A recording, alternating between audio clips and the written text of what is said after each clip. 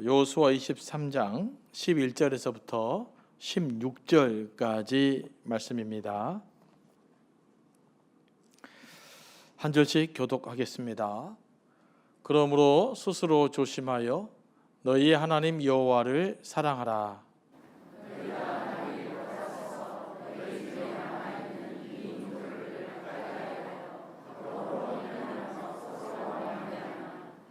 확실히 알라.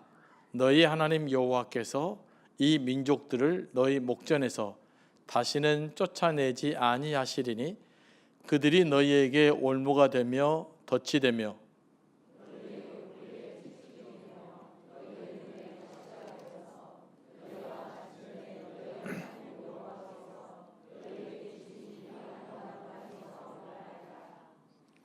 보라, 나는 오늘 세상에 가는 길로 가려니와 너희 하나님 여호와께서 너희에게 대하여 말씀하신 모든 선한 말씀이 하나도 틀리지 아니하고 다 너희에게 응하여 그 중에 하나도 어김이 없음을 너희 모든 사람은 마음과 뜻으로 아는 바라.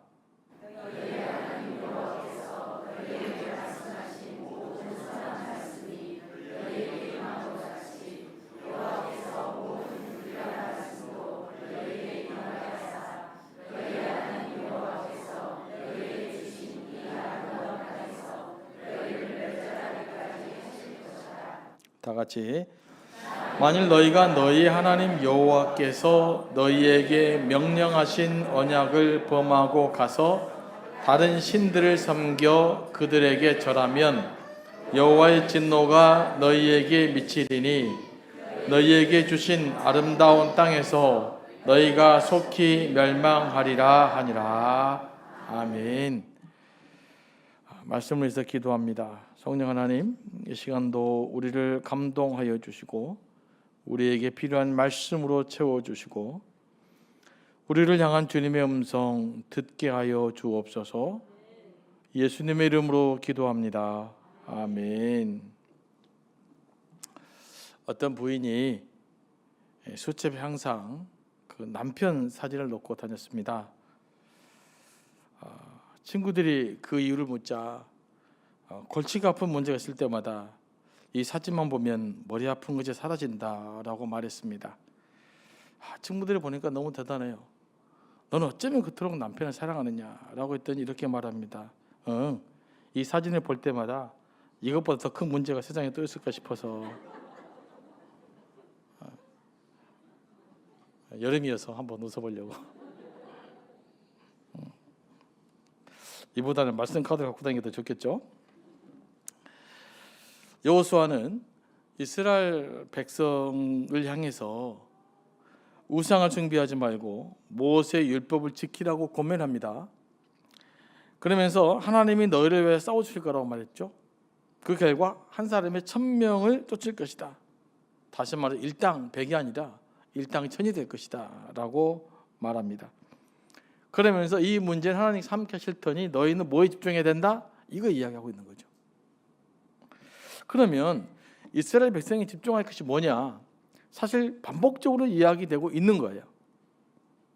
자, 11절 말씀입니다. 11절 다 같이 한번 읽어볼까요? 시작. 네, 그러므로 스스로 조심하여 너희의 하나님 여호와를 사랑하라. 스스로 조심하라는 말은 힘을 다해서 지키다 이 말입니다. 그러므로 스스로 조심해서 하나님 여호와를 사랑하라는 말은 온 마음을 다해서 하나님을 사랑하라는 말이에요. 그러니까 하나님을 사랑하는 일을 대충 해서는 안 된다. 전심을 다해서 온 마음을 다해서 열심으로 하나님을 사랑해야 된다라고 이야기하고 있어요. 하나님을 사랑하는 일이 우리의 최우선순위가 되어야 된다 이렇게 말하고 있는 겁니다. 만약에 예배를 예를 들면 이겁니다. 예배를 한번 예배를 들어보면 예배는 무엇입니까? 예배는 뭐 하나님을 경배하는 것이지만 예배는 뭡니까? 우리의 하나님에 대한 사랑의 고백이고 사랑의 표현이에요. 그게 예배입니다. 그러니까 나는 하나님을 사랑하는데 예배를 드려주지 않아도 된다. 이건 말이 안 되는 것이죠. 그러니까 우리가 이 땅에서 하나님을 사랑하는 표현하는 방법이 있는데 물론 여러 가지 뭐 이웃을 돕는 방법도 있지만 가장 기본적으로는 하나님께 마음을 다하는 거니까 예배하는 거예요. 그렇다면 예배가 우리 삶에 뭐 해야 될까요? 최고의 우선순위가 되어야 된다는 말이에요. 그러니까 여러분의 삶이 예배를 중심으로 돌아가야 된다는 것이죠. 그러니까 내가 할 일 다 하고 남은 시간에 예배하는 것이 아닙니다. 예배 시간에 뭐 주일날 예배 시간에 대충 왔다가 헌금 좀 하고 설교 좀 듣고 은혜 좀 받고 이게 예배가 아니에요. 이것도 예배지만 예배는 우리의 마음을 다해서 애를 써서 전심으로 하나님께 예배 드리는 거예요. 하나님을 사랑하면 예배의 농도가 깊어질 수밖에 없겠죠. 네, 저렇게 아멘 하잖아요 지금.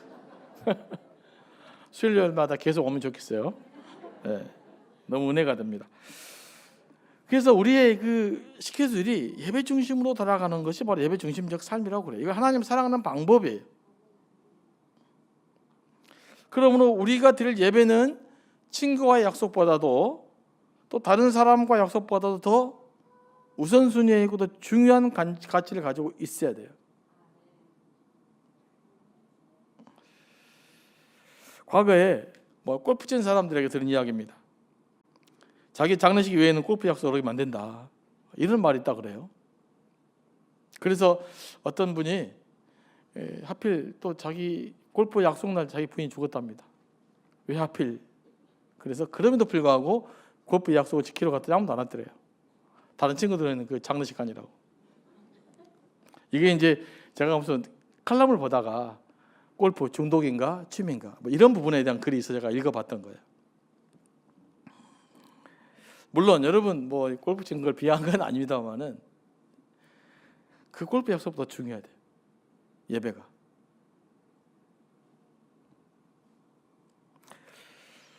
정말로 우리가 만약에 이제 뭐 골프가 됐든 뭐 다른 테니스가 됐든 뭐가 됐든요, 이것도 예배보다 중요한 가치를 지니고 있다. 내 삶의 스케줄에 예배보다 더 우선적 스케줄을 정하고 있다. 이건 여러분 신앙생활 옳지 않습니다. 이건 전심으로 하나님을 사랑하는 것이 아니죠. 이건 단적인 예일 뿐이에요. 우리의 이런 일들이 많죠. 어떤 사람은 스포츠일 수 있고요. 예전에 2002년 월드컵만 하면 골치 아팠어요. 특히 다른 나라에서 하면 새벽 예배를 안 와. 월드컵 봐야 된다고. 수요일날 예배하면 예배 시간 사람이 안 보여요. 그럴 때 우리가 뭘 선택해야 되느냐. 어떤 경우는 직장일 수도 있죠. 뭐 직장 같은 경우는 좀 애매모호해요. 왜냐하면 뭐 교대 근무를 한다든지 어쩔 수 없이 뭐 예배 시간에 걸릴 수가 있는 건 있죠. 그러나 생계 문제이기 때문에 그건 뭐 허용할 수 있는 거죠. 근데 그런 것이 아니라 직장에서 놀러 가야 됩니다. 뭐 미팅이 있습니다. 이런 것은 우리가 조금 고려해 봐야 됩니다. 이럴 때 우리의 순위를 어떻게 정해야 할 것인가. 그럼에도 불구하고 주일날 예배만큼 여러분들이 좀 철저하게 지켜가야 돼요. 이게 하나님을 사랑하는 방법입니다. 그래서 예수 안 믿는 사람은 예배가 부수적이에요. 하지만 예수 믿는 사람은 예배가 중심이에요. 예배 중심으로 우리 스케줄을 만들어 가야 돼요. 이게 예수 믿는 사람들의 특징이라고요. 그러니까 예수 안 믿는 사람들에게는, 믿음이 없는 사람에게는 예배 생활이 부차적이지만 하나님 믿는 사람, 하나님 올바른 관계에 있는 사람에게는 예배가 절대로 부차적일 수가 없어요. 어떤 의미에서 우리의 일상은 뭐냐? 예배를 더 아름답게 드려지기 위해 우리의 삶을 살아가는 거예요. 더 열심히 땀을 사는 이유가 뭐냐? 하나님께 예배 드리기 위한 삶을 더 잘 살기 위해서 세상을 열심히 살아야 되는 거예요. 그런데 과거에는 반대로 이야기했어요. 주일날 열심히 예배 드리고 나서 하나님 은혜를 받아가고 세상 속에서 살자. 이게 아니에요. 세상에서 삶이 모여져서 하나님께 엑기스로 드려지는 시간, 그게 예배예요. 그렇기 때문에 그 어떤 것도 예배를 대체할 수 없고 하나님을 사랑하는 우선순위는 이 예배에 대한 우선순위와 관련지어 있어야 되는 것이죠. 여러분 어떻게 하나님을 사랑하겠어요? 하나님 사랑합니다 그러면 되는 거예요? 그렇지 않잖아요. 뭔가 하나님께 사랑의 반응을 해야 되는데 그게 바로 예배라는 것이죠. 그리고 예배를 잘 드려지면 예배에 대한 감동에 따라 말씀의 감동이 일어나면 그 말씀을 붙들고 일주일 동안을 또 살아내는 거예요. 그렇게 실천하는 겁니다, 우리는. 그러니까 말씀에 대한 감동으로 밖에서 살아가는 것이지, 어떤 몇 가지 교회 다니면 이래야 된다라는 윤리적 계명이 있으니까 그렇게 살아야 된다고 결정하는 것은 아니에요. 이건 종교예요. 우리는 하나님께 예배함으로써, 그 예배에 대한 반응으로써 우리의 삶 현장 가운데서 그 말씀대로 살아내는 거예요. 이게 올바른 삶인 줄로 믿습니다. 그렇게 살아야 되는 거고. 근데 이제 여호수아가 볼 때 이스라엘 백성들이 가나안 가가지고 염려가 많이 되는 거예요. 이 가나안 문화가, 재밌는 문화에 푹 빠져서, 우상에 푹 빠져서 혹시 하나님 섬기는 거 제대로 하지 않을 것 같고, 그러면 더 걱정날 것 같고, 그래서 그냥 여호수아가 23장, 24장 이 계속 다짐하는 내용입니다. 실은 내용은 반복적인 내용이에요. 자, 그럼 둘째는 여호수아가 12절과 13절에서 요약하는 것이었어요. 너무 기니까 이제 요약합니다. 이 말은 뭐냐면요, 이방 민족들과 가까이 하지 말고 서로 결혼하지 말라. 근데 12절 말씀 보면요, 너희가 만약 돌아서서 이렇게 나와요. 너희가 만약 돌아서서, 하나님께 돌아선단 말이에요. 너희가 하나님께 돌아서서 이스라엘 백성들이 이방 민족들과 가까이 하고 서로 혼인하는 행위에 대해서 하나님께서 뭐하게 하신다? 진노하신다라고 이야기하고 있는 거예요. 그러니까 이방 민족들과 결혼하는 것이 하나님의 배신한 행위다, 이렇게 규정하고 있어요. 왜 이게 굉장히 중요하냐? 이 당시에는요, 이스라엘이라는 나라, 뭘 다른 나라들도 마찬가지지, 이 역사적으로 보면 다 국가라는 것이 형성되기 시작해요. 그리고 민족적인 정체성이 만들어지기 시작하는 겁니다. 그런데 이스라엘 백성의 정체성이 뭐냐? 그건 바로 여호와 하나님을 섬기는 민족이라는 정체성이에요. 여호와 하나님의 백성이라는 정체성이에요. 이것이 다음에 이스라엘 민족을 형성할 거예요.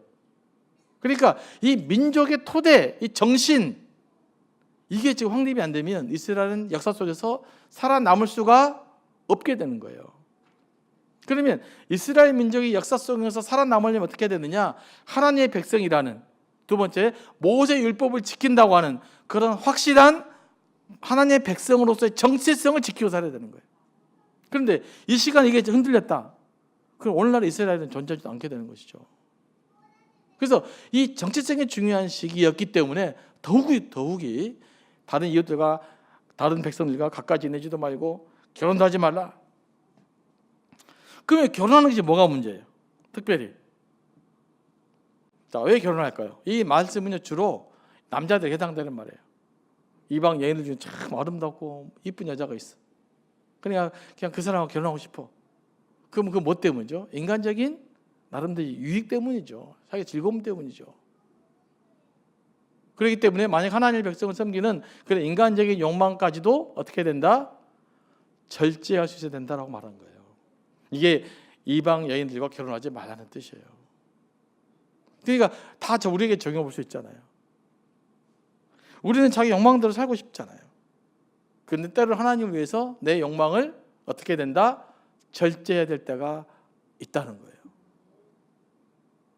그걸 우리 오늘 그렇게 우리가 이해하면 됩니다. 특별히 이제 당시에는 이방인들과 결혼하면 뭐가 되는 거예요? 결혼은 어떤 관계예요? 가장 깊이 있는 관계 형성이 되는 거죠. 그러면 이방인이 결혼하면 이방인이 갖고 있는 삶의 문화들이 결혼을 통해 어떻게 됩니까? 들어오게 돼 있습니다. 들어오게 돼 있어요. 부부가 살려면 서로 아웅다웅 사는 것보다 어떻게 해야 돼요? 친밀감 유지하고 살아야 되잖아요. 그러다 보면 어떻게 해요? 부인이 자기 종교 포기하지 못하겠다 그러면 어떻게 할 겁니까? 그럼 어쩔 수 없이 또 그냥 이해하고 살아야 되잖아요. 그리고 한번 이해하기 시작하잖아요. 그럼 다음에 수용이 돼버리는 거예요. 그리고 여러분, 이 자녀 교육은 누가 더 많이 할까요? 집에 있는 여자들이 하죠. 그러니까 그러면 이 아이가 누구 영향을 받을까요? 내가 유대인인데 이 사람은 이방 종교를 믿어요. 우리 아이는 예수 믿는 우리를 닮을 가능성이 많을까요? 이방 종교를 따를 가능성이 많을까요? 이방 종교를 따를 가능성이 많죠. 그러면 이스라엘 백성의 미래는 사라지는 거예요. 그래서 이 당시에는 특별하게 이방 사람들과 결혼하지 말라는 이유를 이야기를 강하게 이야기하고 있는 거예요. 왜 강하게 이야기하는 이유가 뭐냐고요? 이스라엘 백성의 정체성, 이스라엘 되기 위한 조건이었기 때문에 그래요. 이게 무너져 버리면 이스라엘이 형성될 수 없기 때문에 그래요. 하나님의 백성이 유지될 수가 없기 때문에 그래요. 금방 단절돼 버리는 거예요. 그래서 이 이스라엘 백성을 지켜내기 위해서 하나님 이렇게 강력하게 말씀으로 이야기했던 거예요. 이 말씀 우리가 어떻게 적용해 볼 수 있을까요? 우리가 세상 문화와 더불어 살아가잖아요. 그러나 우리가 때로는 세상 문화와 반드시 뭐가 있어야 돼요? 단절된 부분이 있어야 돼요. 제가 누누이 말씀드리지만 여러분들이 세상에서 너무 잘 살아. 여러분 세상 사람들과 아무리 충돌을 지낸다. 그럼 여러분들은 잘 못 산 거예요. 여러분들이 그리스도인다운 정체성을 전혀 드러내지 않을 경우에만 그것이 가능해요. 그러잖아요. 야, 수요일 날 놀러 가자. 나 수요일 기도회 가야 돼. 그럼 벌써 충돌이잖아요. 야, 주일 날 어디 좀 하러 가자. 그럼 나 교회 가야 돼. 벌써 충돌이 일어나는 거예요. 야, 좀 이렇게 좀 하면 어때? 아니야, 나 가정 지켜야 돼. 그러면 충돌이 일어난다니까요. 그러니까 우리가 정말로 믿음의 사람답게 살면 세상 사람들과 적당한 반립이 서로 싸우는 게 아니라 적당한 긴장 관계, 적당한 충돌 관계가 여러분에게 있어야 돼요. 이게 예수 믿는 사람답게 사는 방식이에요. 여러분 이거 잘 기억하셔야 돼요. 그렇지 않으면 이스라엘 백성이 가나안 사람들에게 수용돼 버리는 것처럼 우리가 세상 문화에 수용돼 버리는 거예요. 그러면 내가 하나님의 자녀로서의 정체성을 상실하게 되는 것이죠. 그러면 우리의 다음 세대의 미래는 없어지는 겁니다. 그래서 여러분들이 굳이 주일 성수의 어떤 의미에서는 현대인들로 더 생계 문제만 아니라면 하여튼 열심히 해야 돼요. 그걸 여러분의 가치에 최우선적으로 삼아야만 다음 세대가 보존된다고요. 여러분 다음 세대 전도합시다. 상공사공 수련합시다. 이렇게 되는 것이 아니에요. 이것도 중요하지만 우리가 전체로 다시 말해서 주일 성수와 같은 예배에 대한 아주 가치 이것들을 잘 지켜내야만 돼요. 그리고 세상 문화와 단절된 어떤 무엇이 있어야 돼요. 그래서 나는 세상과 더불어 살아야 되지만 세상 사람과 다른 그 무엇이 내게 반드시 있어야 돼요. 그래야만 우리가 믿음의 정성을 제대로 지키고 살아갈 수가 있는 것이죠. 그래서 13절에 뭐라고 이야기하냐면 자, 그들을 다 쫓아내지 못하면 그들이 어떻게 된다고요? 너의 올무와 덫이 되고 옆구리에 채찍과 눈에 가시가 된다 이렇게 말해요. 하나님을 섬기는데 방해가 될 거라는 말이죠. 그리고 결국 어떻게 된다? 이 아름다운 땅에 너희들이 쫓겨나게 될 거다 이렇게 말하는 거예요. 하나님께서 이스라엘 위해 싸워주시는 것도요 이러한 정체성을 분명하게 하려는 거예요. 하나님이 대장 돼서 싸우시는 거잖아요. 그러면 이스라엘 백성은 누구 소속이에요? 하나님을 따르는 군사들이어야 되는 거죠. 다시 말하면 하나님의 소속이어야 된다는 말이에요. 하나님이 가나안 땅을 주시고 이스라엘 백성으로 하여금 그 땅의 풍요로움을 누리게 하는 목적이 뭐냐? 그들로 하여금 오직 하나님을 섬기는 하나님의 백성으로 살아라. 그래서 그 백성다운 삶을 통해서 이 땅의 모든 열방들에게 하나님의 살아계심, 그 거룩하심을 드러내야 된다. 이 목적으로 이스라엘 백성들을 가나안 땅에 정착시키려고 하게 한 거거든요. 그러니까 우리에게 적용해 봅시다. 우리가 예수 믿게 하는 이유가 뭘까요? 예수 믿고 예수 믿는 자다운 거룩함을 드러내서 세상 사람들이 뭐예요? 하나님의 살아계심을 드러내게 하라라는 의미에서 우리를 구원해 주신 거예요. 하나님께서 우리 기도 응답해 주시는 것도 마찬가지입니다. 하나님께서 왜 우리의 기도 응답해 주십니까? 하나님께서 왜 우리의 기도 응답해 주세요? 우리의 아버지 되시기 때문이죠. 우리가 기도하고 기도 응답받음을 통해서 하나님 우리의 아버지라는 사실을 몸소 실감하게 되고, 그럼 내가 하나님의 자녀다운 하나님의 자녀로 정체성을 갖고 살아라. 너희는 그걸 살아야 돼. 그러니까 내가 기도하면 내가 기도 들어줄게. 내가 응답해 준 대로 내가 응답해 줄 거야. 그러면 너희는 뭐 해라고요? 하나님을 믿는 사람답게 예수를 믿는 사람다운 삶을 좀 드러내 보여라 라는 뜻이에요. 그래서 하나님 우리 기도에 응답해 주시는 거예요. 그냥 그래 너 그냥 무조건 잘 먹고 잘 살아라가 아니에요. 내가 내 인생 책임질 테니까 너는 더욱더 거룩한 삶을 향해서 애를 써라 라는 뜻이에요. 우리가 하나님 믿는 사람답게 거룩하게 삶을 살려고 노력하면 하나님 부수의 것을 우리에게 채워줄 줄로 믿습니다. 또 그래 여러분 지금 이렇게 살아온 거잖아요. 그 고백하지 않습니까? 하나님 지켜주셨기 때문에 이만큼 온 거 아니겠어요? 그러면서 마지막으로 여호수아 광장복음이 뭐냐 14절 이하로 쭉 기록된 말씀인데 뭐냐면 하나님의 말씀은 반드시 이루어진다. 이게 긴 말씀인데 요약하면 이 말씀이에요. 하나님은 복에 대한 말씀도 있고 저주에 대한 말씀도 있는데 복에 대한 약속도 반드시 지킨다. 하지만 저주에 대한 약속도 반드시 지켜진다 라는 뜻이에요. 그런데 많은 사람들이 뭐만 기억하느냐? 복에 대한 말씀만 기억하는 거예요. 복에 대한 말씀. 그럼 우리 신앙은 어떻게 됐느냐? 예수 믿으면 좋고 아니면 말고 이런 거예요. 많은 사람들이. 그러니까 예수를 믿어서 복을 받으면 좀 좋아 아니면 말아. 이게 우리 신앙이에요. 그런데 성경 그렇게 말하고 있지 않아요. 예수 믿으면 사는 길이고 예수 믿지 않으면 죽는 길이에요. 하나님 믿어야 사는 길이고 하나님 믿지 않으면 죽는 길이에요. 그거 이야기하고 있다고요. 그러니까 단지 그냥 내가 좀 복 좀 받자, 예수 믿어서 그냥 좀 플러스 알파 있으면 좋고 아니면 말고 이렇게 믿어서는 안 되고 예수와 함께 살기 위해서 믿는 거예요. 하나님 믿지 않으면 죽으니까 믿는 거예요. 우리가 그런 믿음으로 하나님께 나아가야 된다. 이 이야기를 짧게 제가 요약한 겁니다. 이게 여호수아가 하는 말이 이 이야기예요. 다음 주에 말씀드린 이야기를 또 나눌 거예요. 그래서 우리가 이런 믿음으로 하나님께 나아갈 수 있는 또 저와 여러분 되기를 원합니다.